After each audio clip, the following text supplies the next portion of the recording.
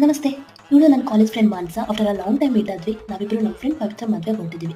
So gift ತಗೊಳ್ಳೋಣ ಅಂತ ನಮ್ಮ ಪುತ್ತೂರಿನ ಮುಳಿಯ ಜ್ಯುವೆಲರ್ಸ್ ಕಡೆ ಬಂದ್ವಿ. ಚಿನ್ನ ಮಾತ್ರ ಅಲ್ಲದೆ ಬೆಳ್ಳಿ ಕಲೆಕ್ಷನ್ಸ್ ಕೂಡ ತುಂಬಾನೇ ಚೆನ್ನಾಗಿದೆ ಅಂತ ಬೆಳ್ಳಿ ಇಯರಿಂಗ್ನ ಪರ್ಚೇಸ್ ಮಾಡಿದ್ವಿ. ನೆಕ್ಸ್ಟ್ ಮ್ಯಾರೇಜ್ ಹಾಲ್ ಕಡೆ ಬಂದಿದ್ದೆ. ಫಸ್ಟ್ ಫ್ರೆಂಡ್ನ ಮಾತಾಡ್ಸಕ್ ಹೋದ್ವಿ. ಅವಳಂತೂ ಸರ್ಪ್ರೈಸ್ ಆದ್ಲು. ಮೇಡಮ್ ಫುಲ್ ಖುಷಿಯಾಗಿದ್ದಾರೆ, ಹೀಗೆ ಲೈಫ್ ಲಾಂಗ್ ಖುಷಿಯಾಗಿರ್ಲಿ ಅನ್ನೋದೇ ನಮ್ಮ ವಿಶಸ್. ಏನ್ ಗೊತ್ತಾ, ಈ ರಿಲೇಟಿವ್ಸ್ ಫಂಕ್ಷನ್ಸ್ಗೆಲ್ಲ ಹೋದ್ರೆ ಅವರಿಗೆಲ್ಲ ನಮ್ಗಳ ಮದುವೆ ಬಗ್ಗೆನೇ ಟೆನ್ಷನ್ಸ್ ಜಾಸ್ತಿ. ಅದೇ ಟಾಪಿಕ್ ನಲ್ಲಿ 100 ಪ್ರಶ್ನೆ ಆದ್ರೂ ಕೇಳ್ತಾರೆ. ನಮ್ಮ ಮದುವೆ ಜವಾಬ್ದಾರಿ ಅವರ ತಲೆ ಮೇಲೆ ಇದೆ ಅನ್ಕೋಬೇಕು, ಆ ರೇಂಜ್ಗೆ ಕೇಳ್ತಾರೆ. ಅದೇ ಈ ತರ ಫ್ರೆಂಡ್ ಫಂಕ್ಷನ್ಸ್ ಅಲ್ಲಿ ಆ ತರದ ನೂರಗಳೆಗಳು. ನಮ್ಮ ಇನ್ನೊಂದು ಫ್ರೆಂಡ್ ಅಕ್ಷಯ ಲೇಟ್ ಆಗಿ ಎಂಟ್ರಿ ಕೊಟ್ಲು. ಹಾಲ್ ನಲ್ಲಿ ಆರ್ಕೆಸ್ಟ್ರಾ ಸನ್ಮಾನ ಅಂತ ನಡೀತಾ ಇತ್ತು. ಇಲ್ಲಿ ನೋಡಿ, ಮಧುಮಕ್ಕಳನ್ನ ಡ್ಯಾನ್ಸ್ ಸಾಂಗ್ ಅಂತ ತುಂಬಾ ಸಡಗರದಿಂದ ಸ್ವಾಗತಿಸ್ತಿದ್ದಾರೆ. ವಿಶ್ ಮಾಡಿ ಗಿಫ್ಟ್ ಎಲ್ಲ ಕೊಟ್ಟಾದ್ಮೇಲೆ ಊಟದ ಹಾಲ್ ಕಡೆ ಹೋದ್ವಿ. ಅಲ್ಲಿ SP ಕ್ಯಾಟರಿಂಗ್ಸ್ ಅವರ ಪೊಂಬಾಟ್ ಊಟ ಆಯ್ತು. ಅದಾದ್ಮೇಲೆ ಹೊರಗೆ ಬಂದ್ರೆ ಬೀಡ, ಸೋಡಾ, ಐಸ್ ಕ್ರೀಮ್ಗಳಿದ್ವು. ಹಾಗೆ ಅಕ್ಷಯನಿಗೆ ಬಾಯ್ ಮಾಡಿ ನಾವಿಬ್ರು ಪುತ್ತೂರ್ ಕಡೆ ಬಂದ್ವಿ. ಅಲ್ಲಿ ಅಕ್ಷತ್ ಅನ್ನೋ ಫ್ರೆಂಡ್ನ ಮೀಟ್ ಮಾಡಿದ್ವಿ.